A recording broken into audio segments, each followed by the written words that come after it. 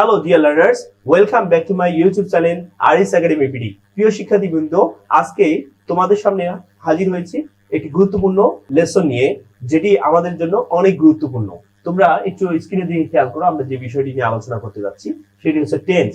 এই টেন্স এতটাই গুরুত্বপূর্ণ আমাদের, আমরা ক্লাস 1 প্রাইমারি স্কুল থেকে শুরু করে আমরা অনার্স মাস্টার্স কমপ্লিট করার পরেও আমরা টেন্সটা ভালো করে বুঝি না, আর টেন্স না বোঝার কারণে ইংরেজি ভাষাটাকে আমরা সহজভাবে শিখতে পারি না। প্রিয় শিক্ষার্থীবৃন্দ, আমি টেন্স নিয়ে তোমাদের যে আলোচনাটি করতে যাব এটি গতানুগতিক যে আলোচনা থেকে একটু ভিন্ন হবে। তোমরা আগে শিখেছো টেন্স বাংলা থেকে, বাংলার মাধ্যমে ইংরেজি টেন্স শেখার চেষ্টা করেছো, যেমন তেসি, তেসো, তেসো, তেসেন, সো, এসেন, এই জিনিসগুলো বাংলায় চিনিবার উপায়, এই বিষয়গুলো আমি টেন্সের মধ্যে ইনক্লুড করিনি। প্রিয় শিক্ষার্থীবৃন্দ, তোমরা আরেকভাবে টেন্স শেখার চেষ্টা করছো, হয়তো যারা আগে শিখেছো তারা হচ্ছে স্ট্রাকচার মেনটেন করে টেন্স শেখার চেষ্টা করেছে। প্রিয় শিক্ষার্থীবৃন্দ, আমি সেই স্ট্রাকচারটাকে অ্যাভয়েড করার চেষ্টা করেছি।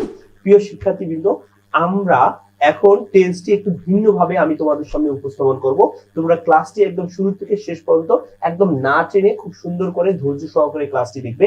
আমার বিশ্বাস আজকে ক্লাস দেখার পর, টেন্সের ক্লাসটি দেখার পর আর কখনো টেন্স ভুল হবে না, শুধু কয়েকটি ট্রিক্স এন্ড টিপস যদি তোমরা মনে রাখো। চলো আমরা ক্লাসে চলে যাই। তবে প্রিয় শিক্ষার্থীবৃন্দ, আমরা টেন্স আলোচনার বিস্তারিত আলোচনার পূর্বে টেন্স সম্পর্কে একটু বলতে চাই। টেন্স কি? Tense indicates time. That means tense মানে হচ্ছে সময়। টেন্স কাকে নির্দেশ করে? সময়কে নির্দেশ করে। এই ক্ষেত্রে দুইটি জিনিস আমি খুব গুরুত্বপূর্ণ তোমাদের কাছে বলবো, যে দুইটি জিনিস খুব গুরুত্বপূর্ণ, মনোযোগ দিয়ে তোমরা শুনে রাখবে।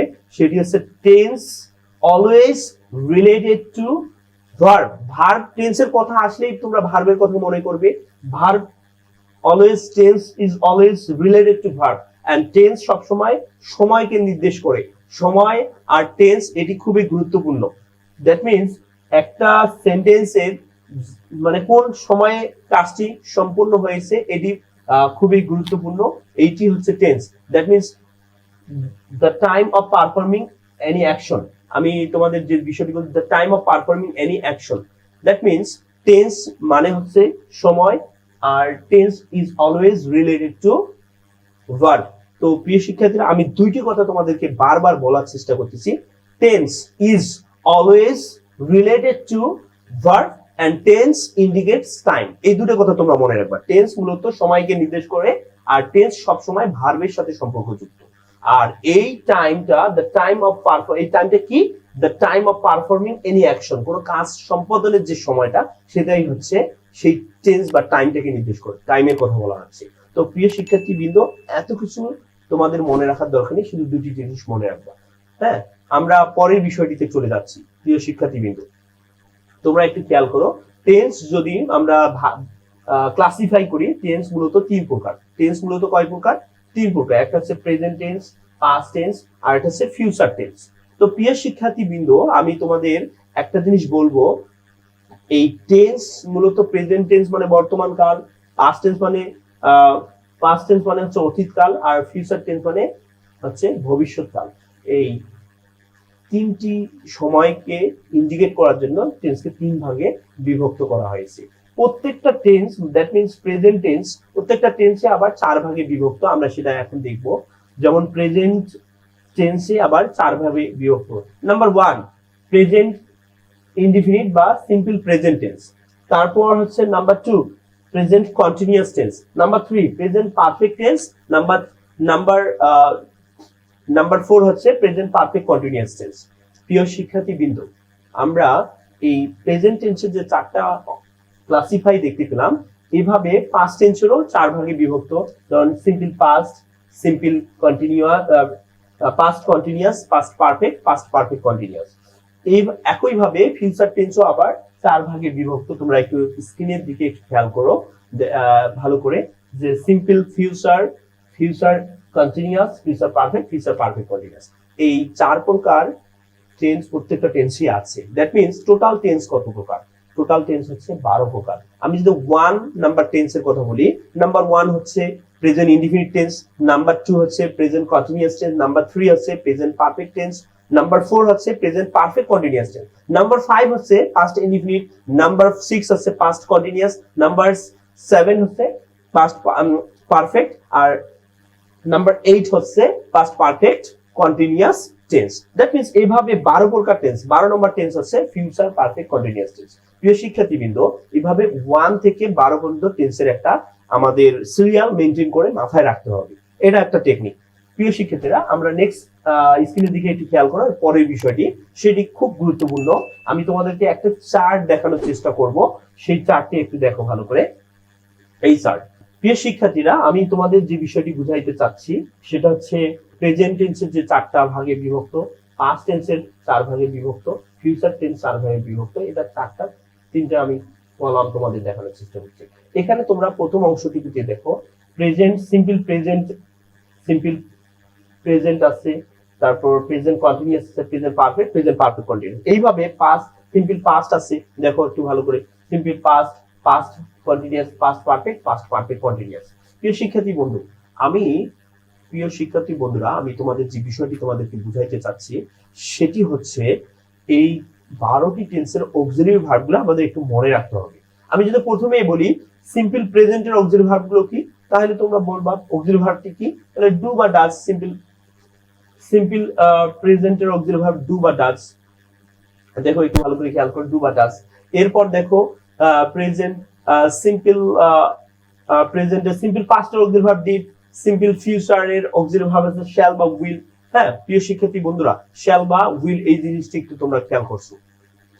এরপর তোমরা এখন দেখো প্রত্যেকটা টেন্স, যেমন আমি যদি তোমাদেরকে যদি কখনো বলা হয় যে প্রেজেন্ট টেন্সের অক্সিলারি ভার্বগুলো তোমরা বলো, তাহলে তোমরা এই প্রেজেন্ট টেন্সের অক্সিলারি ভার্বগুলো 1 বাই 1 সুন্দর করে বলবা।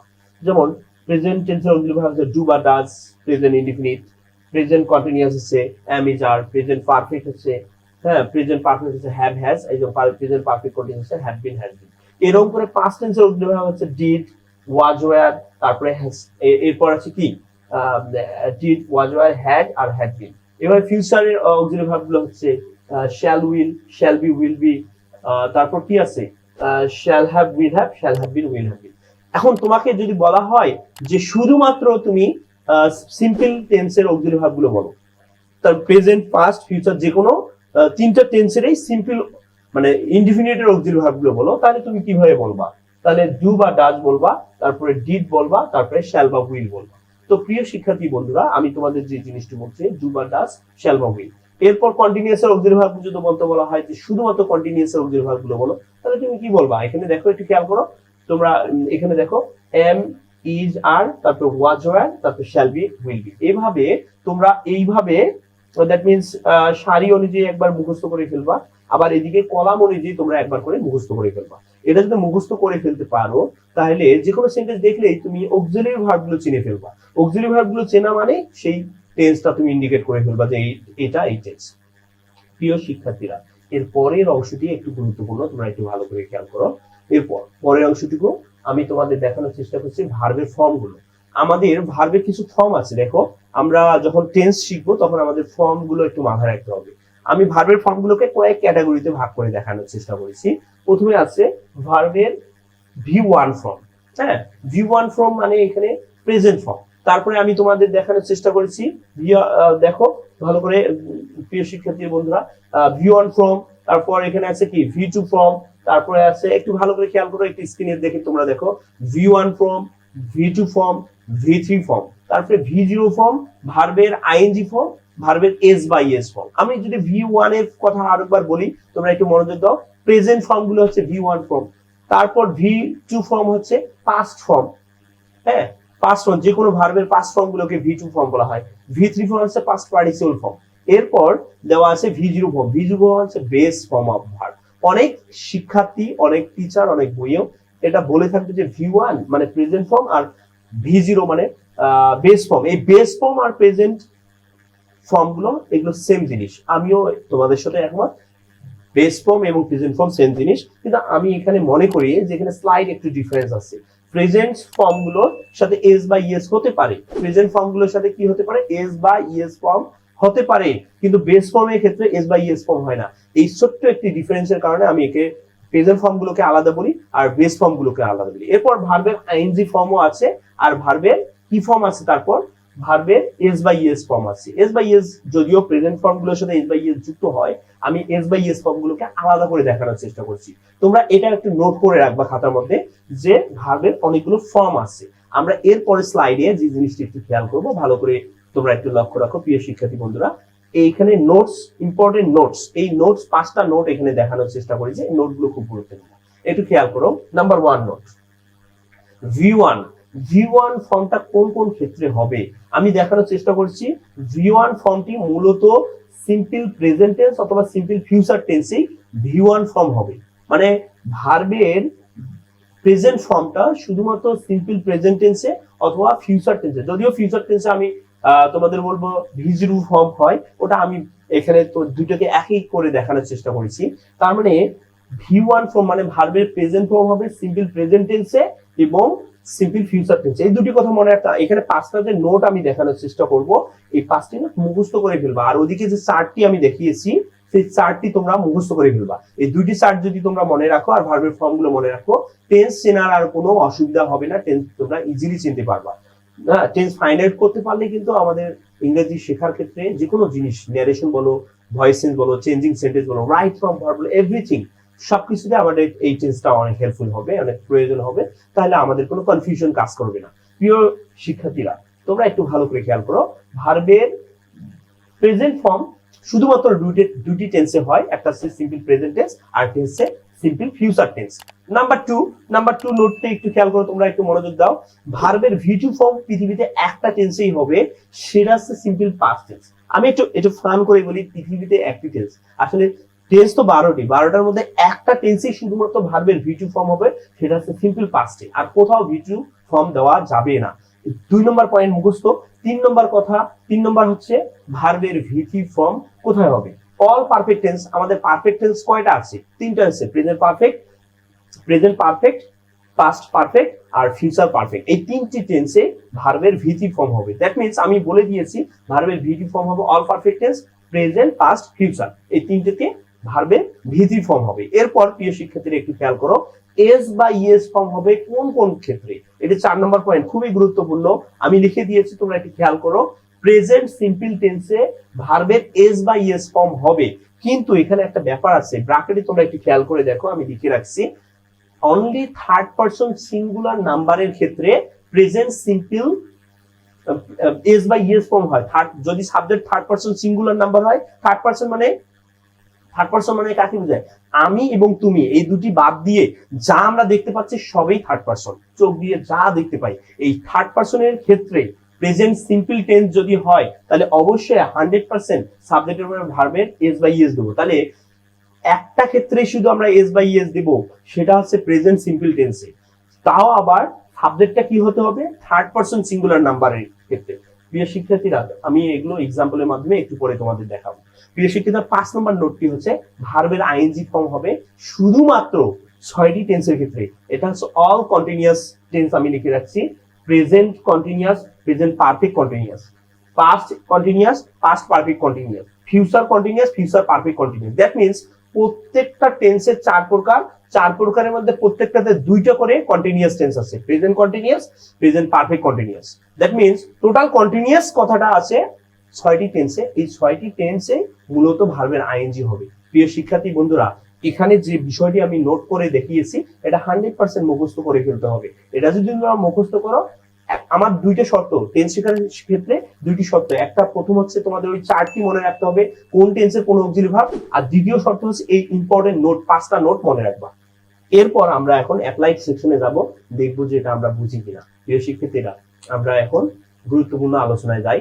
তোমরা এখন দেখো, নাম্বার 1 আমি তোমাদের বলেছি নাম্বার 1 নাম্বার টেন্সের নাম কি। 1 নম্বর টেন্সের নাম হচ্ছে প্রেজেন্ট সিম্পল টেন্স বা সিম্পল প্রেজেন্ট টেন্স। তো সিম্পল প্রেজেন্ট টেন্সে আমরা একটা এক্সাম্পল দিয়েছি, দেখো খেয়াল করো এক্সাম্পলটা একটু, বাক্যটি তোমরা দেখতে পাচ্ছ, হি প্লেস ফুটবল, আমি লিখেছি হি প্লেস ফুটবল। দেখো রেড কালার করা যে অংশটি আমি দেখানোর চেষ্টা করেছি, সেটা ভার্বের ভার্ব, সাবজেক্টের পরেই সাধারণত ভার্ব বসে। আমি অন্য একটি ক্লাসে তোমাদের বোঝানোর চেষ্টা করেছি ভার্বের অবস্থানটি কোথায়, সাবজেক্টের পরে, আর সাবজেক্টের অবস্থান কোথায়, ভার্বের আগেই হচ্ছে সাবজেক্টের অবস্থান, আর ভার্বের অবস্থানটি সাবজেক্টের পরে। এই জিনিসটি একটু মনে রাখতে হবে। রেড কালার অংশটি হচ্ছে ভার্ব প্লে, প্লের সাথে এস যুক্ত হয়েছে। আমি তোমাদের বলেছি প্রেজেন্ট সিম্পল টেন্সে ভার্বের সাথে এস বাই এস যুক্ত হবে। দ্যাট মিনস হি এখানে subject, third person, singular number. Third person মানে আমি বলছি আমি এবং তুমি, এই দুইজন বাদ দিয়ে যা আছে সবই থার্ড পারসন। তার মানে হি আছে সে, সে আমি আর তুমির মধ্যে নেই, দ্যাট মিনস থার্ড পারসন। আর হি দ্বারা অনেকগুলো বোঝায় না, একটা বোঝায়, অবশ্যই একটাই বোঝায়, একজন ব্যক্তিকেই বোঝায়। তার মানে হি হচ্ছে third person, third person singular number, যার কারণে ভার্বের সাথে এস যুক্ত হয়েছে। আমাদের ওই পয়েন্ট গুলো মনে রাখা, অ্যাপ্লাই এখানে এই জায়গায় প্র্যাকটিস করা। তোমরা একটি খেয়াল করো পরের সেন্টেন্সটি, ওই বাক্যে আমরা প্রেজেন্ট সিম্পল টেন্সেই আছি। এই প্রেজেন্ট সিম্পল টেন্সের চারটিও আমি বাক্য দেখানোর চেষ্টা করব। He does not play football. এখানে একটা জিনিস প্রিয় শিক্ষার্থীরা খেয়াল করো, আমাকে নেগেটিভ ফর্ম, এই বাক্যটি উপরে বাক্যটিকে যদি আমি নেগেটিভ ফর্ম করি তাহলে কি হবে? হি ডাজ নট প্লে, আমি নেগেটিভ করব, মূলত নট দিব, এইটাই হচ্ছে নেগেটিভ ফর্ম। নট দিব, নট দেওয়াটাই হচ্ছে নেগেটিভ করা। এই নট তো একাই বাক্যে বসতে পারে, নট হচ্ছে একটা অ্যাডভার্ব। তোমরা মনে রাখবা প্রিয় শিক্ষার্থীরা, নট কখনো একটা সেন্টেন্সে একাই বসতে পারে না, নট অবশ্যই অক্সিলারি ভার্বের সাথে বসে। আর তোমাদেরকে আমি বলেছি প্রেজেন্ট ইনডিফিনিট বা দ্যাট মিন্স সিম্পল প্রেজেন্ট টেন্সের অক্সিলারি ভার্ব হচ্ছে ডু অথবা ডাজ। দ্যাট মিন্স হির সাথে আমরা সবসময় ডু বসাবো না, ডাজ বসাবো। হির সাথে ডেফিনেটলি আমরা ডাজ বসাবো। তাহলে হি ডাজ, আর নট তো আমরা নেগেটিভ করার জন্য ব্যবহার করলাম। তাহলে আমরা যে এখানে ডাজ নট ব্যবহার করেছি, মূলত প্রিয় শিক্ষার্থীরা এখানে ডাজ নট যে আমরা ব্যবহার করেছি মূলত নেগেটিভ করার জন্য। তার মানে এখানে he does not play football, play main verb এর বেস ফর্মে যাবে। দ্যাট মিন্স এখানে আরেকটা জিনিস তোমরা অবশ্যই মনে রাখার চেষ্টা করো, do not, doesn't, didn't, do does did, এগুলোর পর আরেকটা ভার্ব আসলে সেই ভার্বটা সবসময় বেস ফর্মে থাকবে। এদের কোনো এস বাই এস করা যাবে না, আইএনজি করা যাবে না, এডি করা যাবে না, কিচ্ছু করা যাবে না। প্রিয় শিক্ষার্থীরা আমি তোমাদের যে বিষয়টি বোঝানোর চেষ্টা করতেছি, একটি সেন্টেন্স চারটি ফর্মে যাবে। প্রথমে অ্যাফার্মেটিভ, প্রথম বাক্যটি হি প্লেস ফুটবল, তারপর একটি negative he does not play football, এরপরে আরেকটি সেন্টেন্স খেয়াল করো, এই একই টেন্সের প্রেজেন্ট ইনডিফিনিট টেন্সের আরেকটি অংশ, সেটা হচ্ছে does he play football. That means interrogative form. Interrogative form যখন আমরা করি, আমরা এটা আগেও জেনেছি যে সাবজেক্টের আগে অক্সিলারি ভার্বকে আমরা যদি সামনে নিয়ে আসি, দেখো এটা খেয়াল করো ভালো করে, হি এর আগে ডাজ চলে যাচ্ছে। প্রিয় শিক্ষার্থীরা হি এর আগে কি চলে যাচ্ছে? ডাজ চলে যাচ্ছে। তার মানে সাবজেক্টের আগে আমরা যদি কখনো অক্সিলারি ভার্বকে নিয়ে আসি, তাহলে সে ইন্টারোগেটিভ সেন্টেন্স হয়ে যায়, আর শেষে কোশ্চেন মার্ক দিতে হয়। তার মানে ডাজ হি প্লে ফুটবল, সেখানে ডাজ ব্যবহার করলেই ভার্বের সাথে ভার্বের বেস ফর্ম হবে। এরপর দেখো এই একই টেন্সের মানে প্রেজেন্ট ইনডিফিনিট টেন্সের চতুর্থ নম্বর সেন্টেন্সটি হচ্ছে আমরা নেগেটিভ ফর্ম, নেগেটিভ ইন্টারোগেটিভ করা দেখানোর চেষ্টা করেছি। Does he not play football, এটাকে ডাজেন্ট করতে পারি। That means doesn't he play football. প্রিয় শিক্ষার্থীরা আমি এই চারটি বাক্যের মাধ্যমে তোমাদের বুঝাইতে চেয়েছি 12টি টেন্সের প্রত্যেকটা সেন্টেন্সের 4 প্রকার আমি সেন্টেন্স দেখানোর চেষ্টা করেছি। আমি স্লাইড গুলো দেখাবো ওয়ান বাই ওয়ান, তোমরা শুধু বুঝে নিবা, তাহলে কোনো সমস্যা হবে না। আর প্র্যাকটিস করবো তোমরা এইভাবে। তো এখানে আমি যে জিনিসটা, এই 4টি বাক্য নিয়ে আমি আরেকবার কথা বলতে চাই। যদি আমরা কখনো প্রেজেন্ট ইনডিফিনিট টেন্সের কথা বলি, অ্যাফার্মেটিভ বাক্য মানে হ্যাবোধক, দেখো প্রথম বাক্যটি তোমরা কি এখানে আছে, হ্যাবোধক বাক্যর ক্ষেত্রে কোনো টেন্সের কোনো অক্সিলারি ভার্বের ব্যবহার নেই, যেমন এখানে ডু বা ডাজ ব্যবহার করিনি। যখনই আমরা নেগেটিভ ফর্ম করতে যাব তখনই আমাদের অক্সিলারি ভার্ব লাগবে। দ্যাট মিন্স এখানে খুবই গুরুত্বপূর্ণ একটা বিষয় যে নেগেটিভ ফর্ম যখন করতে হবে, নট ব্যবহার করব, তখন আমাদের অক্সিলারি ভার্ব ব্যবহার আছে। আবার যখন ইন্টারোগেটিভ সেন্টেন্সে নিয়ে যাব, ইন্টারোগেটিভ ফর্মে নিয়ে যাব, ইয়েস নো কোশ্চেনে নিয়ে যাব, তখনও অক্সিলারি ভার্বের ব্যবহার আছে। তার মানে অক্সিলারি ভার্ব আমরা তখনই ব্যবহার করব প্রেজেন্ট ইনডিফিনিট টেন্সে যখন নেগেটিভ করব আর আমরা ইন্টারোগেটিভ ফর্মে নিয়ে যাব তখনই। তাছাড়া প্রেজেন্ট ইনডিফিনিট টেন্সে অক্সিলারি ভার্বের ব্যবহার নেই। অন্য অন্য টেন্সে থাকতে পারে, আমরা সেটা দেখব। প্রেজেন্ট ইনডিফিনিট টেন্সে অক্সিলারি ভার্বের ব্যবহার এমনিতে থাকে না, প্রেজেন্ট পাস্ট ইনডিফিনিট টেন্সেও থাকে না, বাকি সব টেন্সে অক্সিলারি ভার্বের ব্যবহার আছে। শুধু প্রেজেন্ট ইনডিফিনিট আর পাস্ট ইনডিফিনিট এই দুটি টেন্সে অ্যাফার্মেটিভ বাক্যে কোনো অক্সিলারি ভার্বের ব্যবহার নেই। যখনই নেগেটিভ আর ইন্টারোগেটিভে যাব তখনই আমাদের অক্সিলারি ভার্বের ব্যবহার আছে। প্রিয় শিক্ষার্থীরা একটি সেন্টেন্সের 4টি ফর্ম আমি দেখানোর চেষ্টা করেছি। এই 4টি ফর্মেই 4টি সেন্টেন্সই মূলত present simple tense. Present simple টেন্সে আমরা কয়টি সেন্টেন্স দেখেছি? 4টি সেন্টেন্স দেখেছি। এইরকম আমরা প্রেজেন্ট কন্টিনিউয়াসে আবার দেখো 4টি দেখি। দেখো খেয়াল করো 2 নম্বর টেন্স মানে কি? Present continuous. তোমরা শুধু একটু দেখো, আমি তোমাদের দেখাচ্ছি, তোমরা স্ক্রিনের দিকে একটু খেয়াল করো। নাম্বার 1, আমরা ওই বাক্যটিকে যদি আমরা প্রেজেন্ট কন্টিনিউয়াস টেন্সে নিয়ে যাই, তাহলে আমরা জানি প্রেজেন্ট কন্টিনিউয়াস টেন্সে অক্সিলারি ভার্ব কি am, is, are। হ্যাঁ, তাহলে এখানে হি ইজ প্লেইং, হির সাথে ইজ হবে না, আর হবে না, am হবে, তাহলে হির সাথে ইজ হবে, তাহলে হি ইজ। আর আমরা জানি সকল প্রকার কন্টিনিউয়াস টেন্সে ভার্বের আইএনজি হয়, তাহলে হি ইজ প্লেইং ফুটবল। এইভাবে আমরা পরের বাক্যটি নেগেটিভ করব। আমি বলছি প্রত্যেকটা এখানে প্রত্যেকটা টেন্সে আমি অ্যাফার্মেটিভ বাক্য দেখিয়েছি, নেগেটিভ বাক্য দেখিয়েছি, ইন্ট্রোগেটিভ বাক্য দিয়েছি, নেগেটিভ ইন্ট্রোগেটিভ বাক্য দেখানোর চেষ্টা করেছি। প্রিয় শিক্ষার্থীরা, তোমরা একটু খেয়াল করো পরের বাক্যগুলো, যে he is not playing football, he is not. এরপর দেখো একটু খেয়াল করো, is he playing football, interrogative পড়েছি।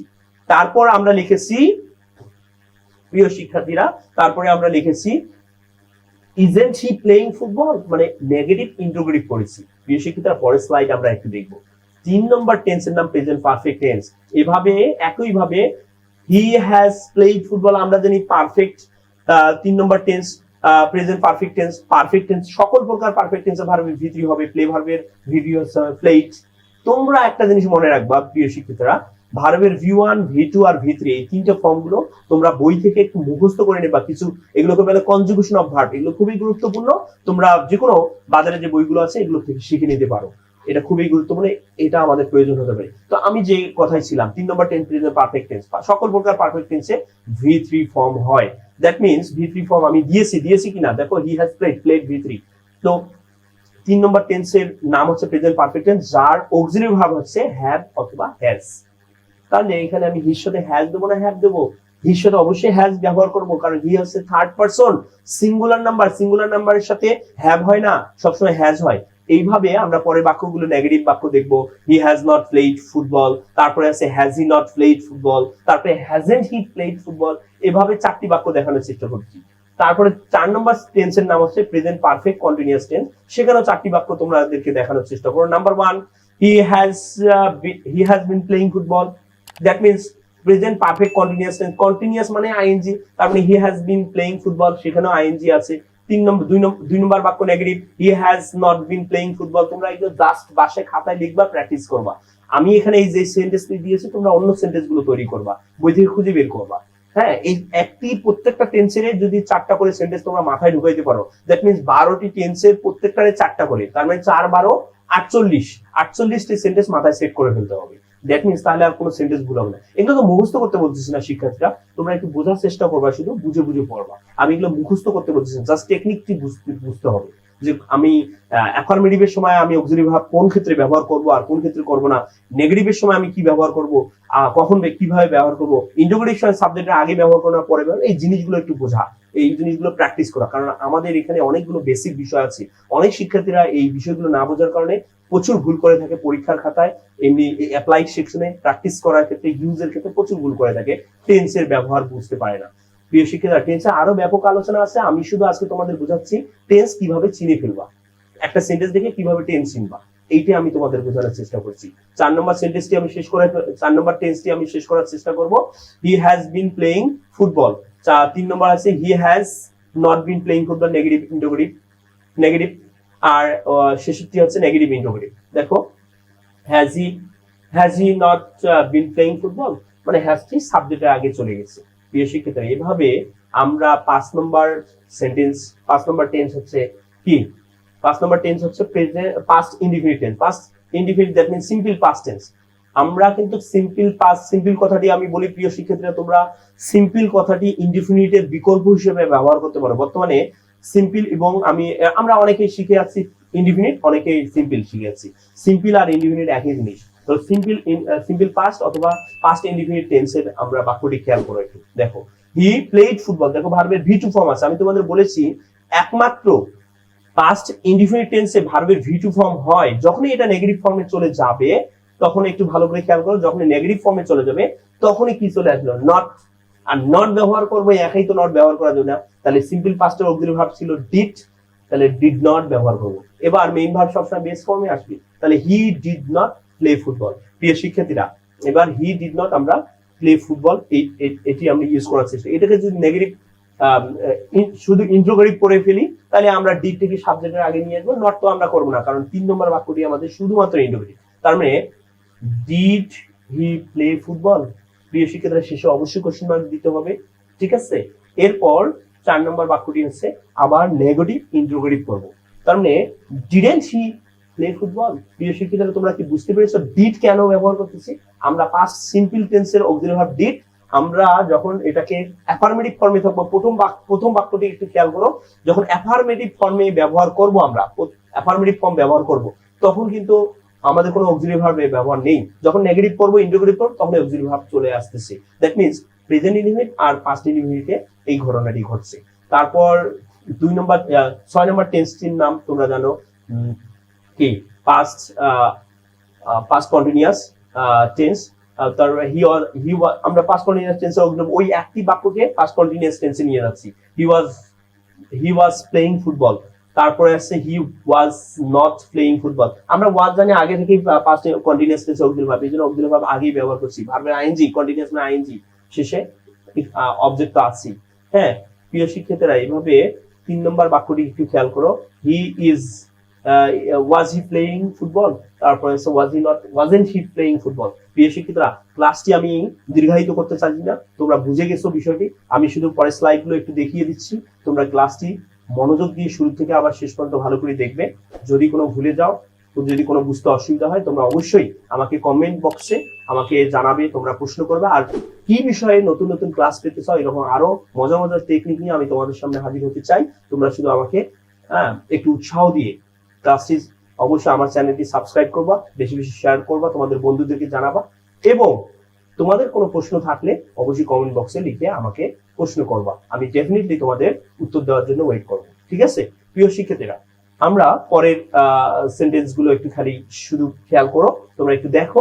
আমরা স্ক্রিনে তোমরা দেখতে পাচ্ছ যে পরের সেন্টেন্স গুলো একইভাবে ওই একই নাম্বার টেন্স। প্রিয় শিক্ষার্থীরা, আমরা পরের স্লাইড গুলো একটু দেখো। হি উইল প্লে ফুটবল, আমরা এখানে হি শ্যাল ব্যবহার না করে উইল ব্যবহার করব, he will play football. That means 9 number tense হচ্ছে ফিউচার ইনডিফিনিট। এইভাবে 9 নম্বর টেন্স মানে হচ্ছে future indefinite, he will not play football, এইভাবে আমরা জাস্ট উইল ব্যবহার করব। Will he play football, will he not play football. এইভাবে 10 নম্বর টেন্স, 10 নম্বর টেন্সের পর তোমরা স্ক্রিনে একটি স্লাইড গুলো খেয়াল করো। 10 নম্বর টেন্স, 10 নম্বর টেন্সের পর 11 নম্বর টেন্স আমি একটু তোমাদের দেখানোর চেষ্টা করতেছি, তোমরা একটু ভালো করে খেয়াল করো। 10 নম্বর 11 নম্বর টেন্স, তারপর 11, এবার 12 নম্বর টেন্স। 12 নম্বর টেন্স হচ্ছে ফিউচার পারফেক্ট কন্টিনিউয়াস টেন্স। 12 নম্বর টেন্সের প্রথম সেন্টেন্স দিচ্ছি, he will have been playing football. Continuous মানে আইএনজি হবে, মাথায় রাখবে প্রিয় শিক্ষিতরা। 5টা নোট দেখিয়েছি, কন্টিনিউয়াস মানে আইএনজি, পারফেক্ট মানে ভি3, পারফেক্ট কন্টিনিউয়াসও কন্টিনিউয়াস, সেই কন্টিনিউয়াস মানেই আইএনজি, পারফেক্ট মানে ভি3। তারপর প্রেজেন্ট সিম্পল মানেই ভার্বের ভি1 ফর্ম, ফিউচার সিম্পল মানে ভি1 ফর্ম, পাস্ট সিম্পল মানে ভি2। এই পয়েন্টগুলো আমি 5টা পয়েন্ট বলছিলাম, ওই পয়েন্টগুলো শুধু মনে রাখবা। আর কোনো টেন্সের অন্য কিছু শিখতে হবে না। তেসি, তেসো, তেসেন ওগুলো বাংলা দিয়ে ইংলিশ শেখার কোনো সুযোগ নেই, ইংলিশ দিয়ে ইংলিশ শিখতে হবে। আর একটা বিষয়, স্ট্রাকচার মেইনটেইন করে আমরা শিখতে গেলে ভুল করব।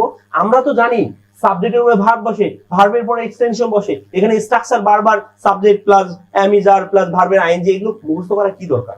আমরা যদি ওই টেকনিক 4টি এবং 5টা নোট যদি মনে রাখি আর এইভাবে অ্যাপ্লাইড সেকশন একটু প্র্যাকটিস করি, অ্যাপ্লাইড সেকশন গুলো প্র্যাকটিস করে, আমার বিশ্বাস প্রিয় শিক্ষার্থীরা তোমরা কখনো টেন্সে কোথাও ভুল করার কথা না। তো প্রিয় শিক্ষার্থীরা, আমি আর আলোচনা দীর্ঘায়িত করতে চাই না। আমার ক্লাসটি তোমাদের কেমন লাগলো অবশ্যই তোমরা আমাকে এটা কমেন্ট বক্সে জানাবে এবং চ্যানেলটি সাবস্ক্রাইব করবে।